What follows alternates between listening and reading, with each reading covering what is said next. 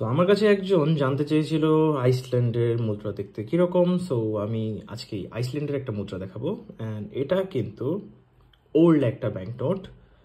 So 1957 সালে যেটা বের হয়েছিল, ইস্যু করা হয়েছিল, one of the beautiful bank note from Iceland. So আইসল্যান্ডে কিন্তু বরফ না, ওইখানে আগ্নেয়গিরি সবচেয়ে বেশি, যেটাকে আমরা ভলক্যানো বলে থাকি। সো আইস নাম শুনলেই যে মনে করবেন যে এটা বরফের দেশ, তা নয়। যাই হোক, এটা হচ্ছে আইসল্যান্ডের 5 ক্রোনারের একটা ব্যাংক নোট, যেটা রেড ব্রাউন কালারের। অ্যান্ড এখানে ফ্রন্টে আপনি দেখতে পাচ্ছেন একটা স্ট্যাচু আছে, যেটা হচ্ছে একজন নরওয়েজিয়ান ভাইকিংয়ের, যিনি কিন্তু ফার্স্ট স্যাটেলার ছিলেন এই আইসল্যান্ডের। তার নাম ছিল, এখানে লেখা আছে দেখুন, ইনগলফার আর্নারসন। নাম কি ভাই! যাই হোক, এটা হচ্ছে সেই ফ্রন্ট সাইড ব্যাংক নোটের। এখানে লেখা আছে ওদের ভাষায় ল্যান্ডস ব্যাংকি আইসল্যান্ডস। এখানে কি লেখা, সেড্রা ব্যাংকিং। যাই হোক, ওদের ভাষায় লেখা।